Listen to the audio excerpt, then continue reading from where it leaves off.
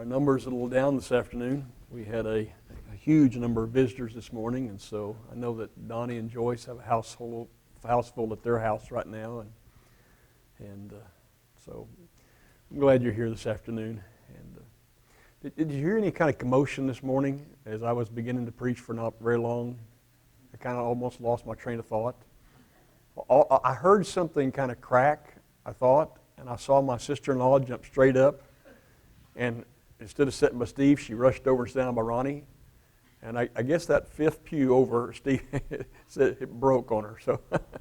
So, it was all the people in the back got a good laugh. I know because Michelle just went straight up. Well, by the way, I received an email from my good friend Randy Holman, whom I graduated from high school here with, and Janet knows him, about the coronavirus. And it said, like all viruses, it can't go through your skin.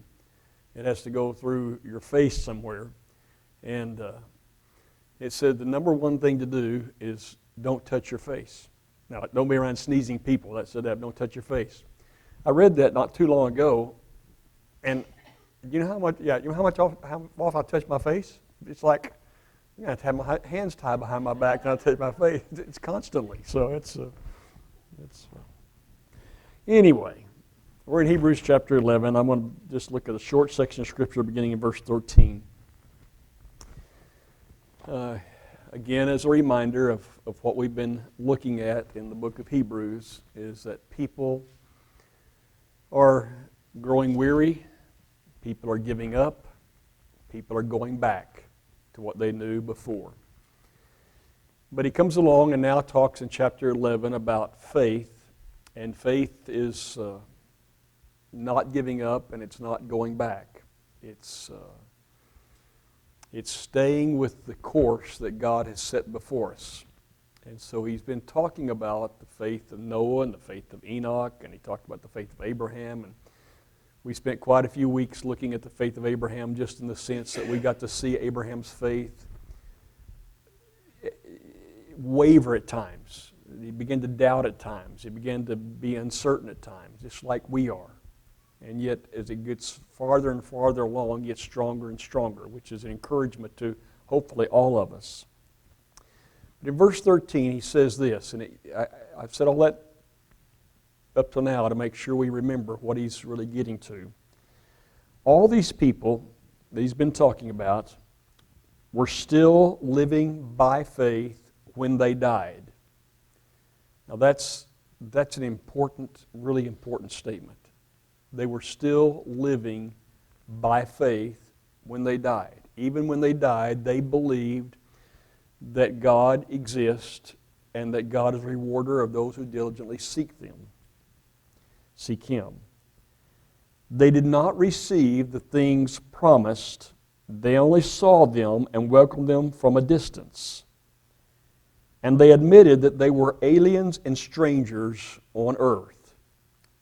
People who say such things show they're looking for a country of their own. If they had been thinking of the country they had left, they would have had opportunity to return. Instead, they were longing for a better country, a heavenly one. Therefore, God is not ashamed to be called their God, for He has prepared a city for them. I find two or three things interesting in that passage. One thing is, if they had wanted to return, they would have had what? They would have had the opportunity. If they had wanted to go back, these people of faith, they could have gone back. That is absolutely true for all of us. There is nothing holding us. There's nothing binding us. We have free will. We can make our own decisions. And we can at any time go back. And I will tell you that what was behind and what is back is often very attractive to us. It's often very attractive to us. In fact, I have thought a lot lately about how dangerous it is to dwell on things of the past. I believe we ought to honor the past. I think honoring father and mother and honoring our heritage and honoring, I think all that's wonderful. But it's exceedingly dangerous to live thinking a lot about the past. For one thing, you can't change any of it. Secondly, you can't really go back. You can't recreate the past. It's dangerous to think about the past too much. And yet, there is a constant lure. There is a constant pull. There's a constant thing that kind of keeps us wanting to go back and think about it and so forth. This world is that kind of place that keeps calling us back to it. The world is constantly, by Satan's design, wanting us to be a part of everything the world has to offer. And so it's very, very easy for me to be lured, as it is, back to the world instead of staying on course toward heaven, toward God, toward this thing of faith. It's very easy for me to go back.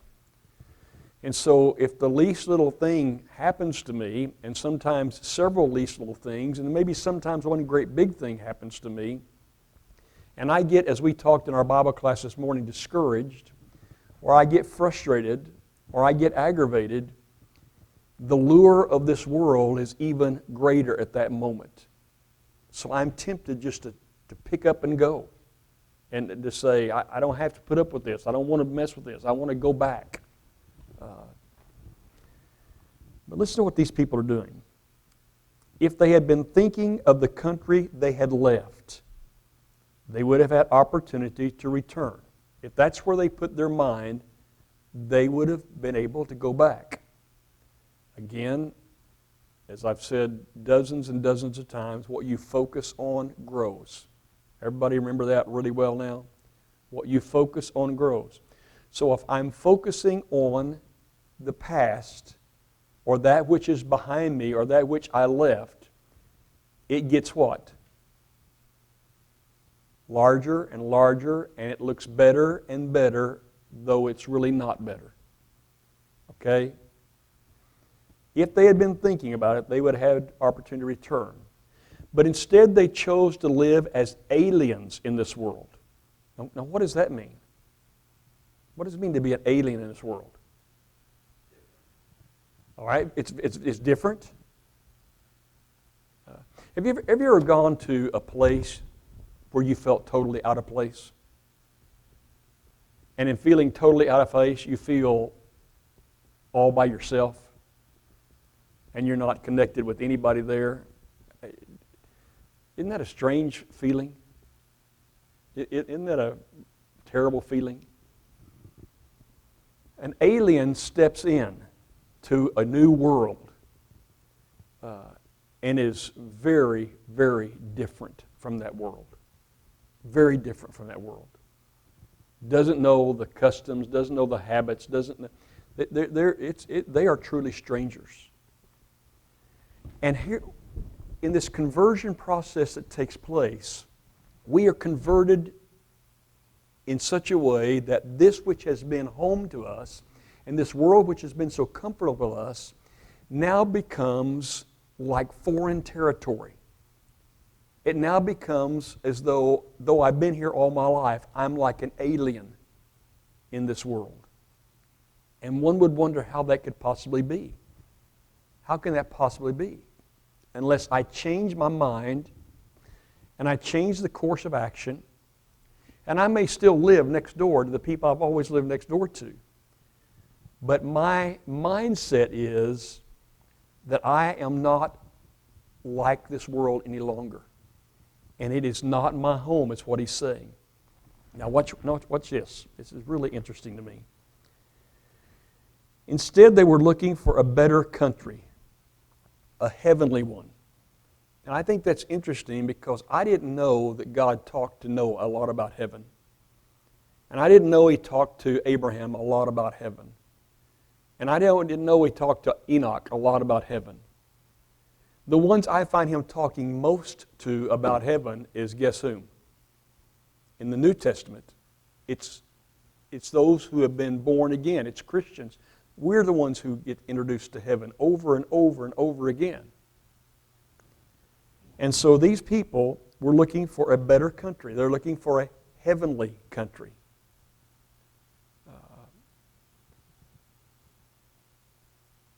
Is the only way I get to a heavenly country that I become a child of God and I stick with it? Would you say that's true? That seems true to me. So now it says that God is not ashamed to be called their God. I don't know what I want to say about that, but it's the first time I've ever really read it and thought about it. I mean, surely I've read it before, and surely I've dealt with this somehow before, but it never, ever soaked in that God could be ashamed to be called my God.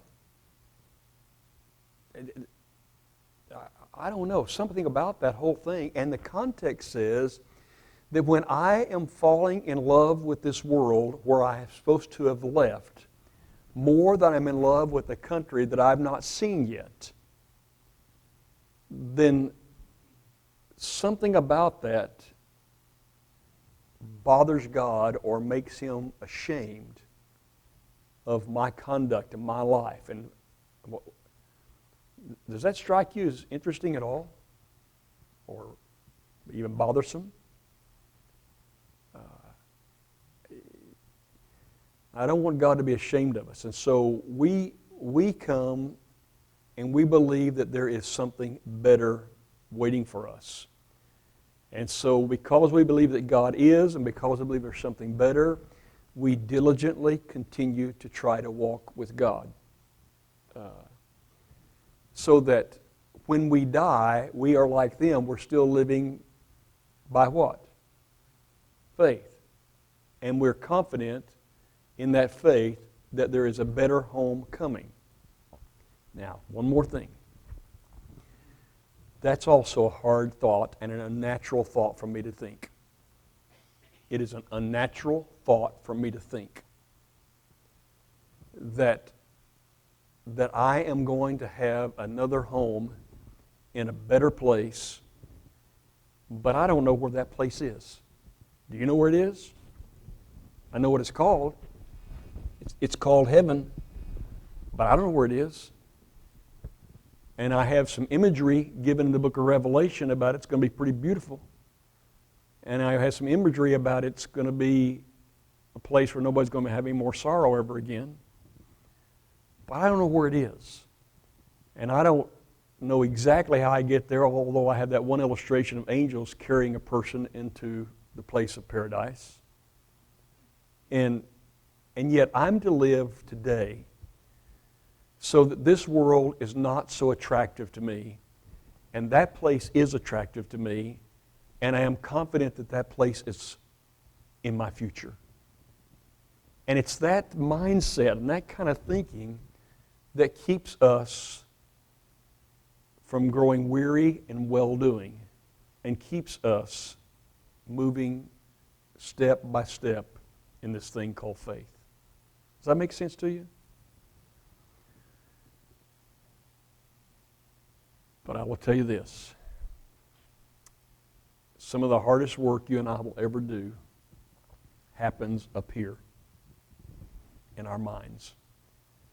It's how we choose to think, and it's how we discipline ourselves to think, and it's how we work on our thinking that's going to determine our steps. That's why a bit of study, that's why right influences, that's why it's just hard to keep your mind right. Everybody agree to that?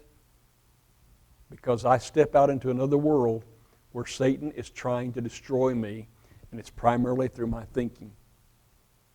of all kinds of things. But God expects faith to be such that I'm looking for a better country, and I believe that there's a better country waiting for me. And I die still believing that, and God is not ashamed to be called my God at that moment. And He takes me home. Now, I'm not saying that's easy. I think it's not easy, in fact. I think it's really difficult.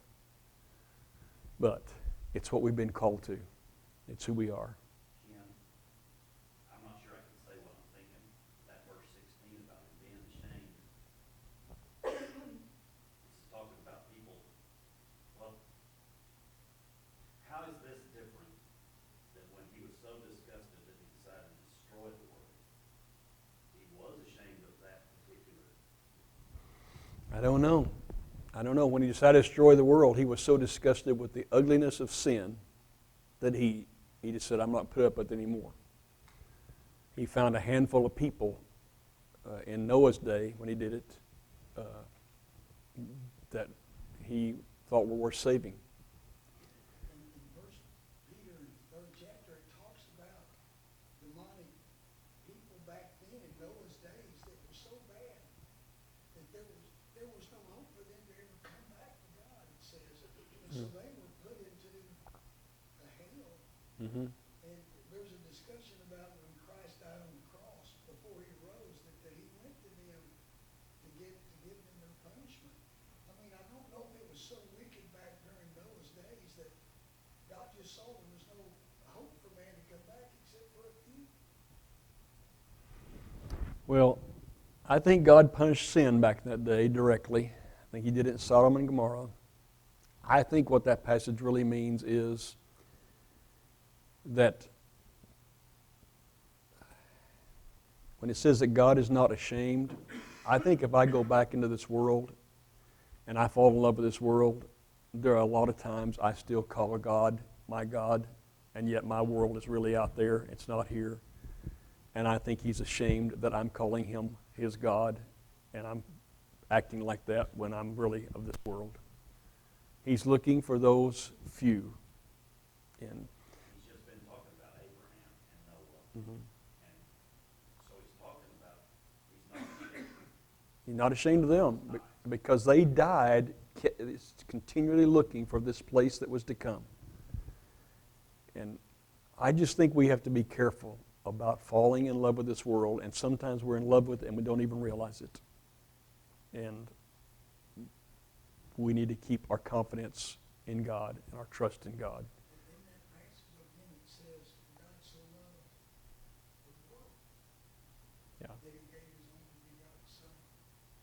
I know He's disappointed in those that won't come back. I don't know that He's... Still loves them. He loves everybody. But he wants us all to be saved.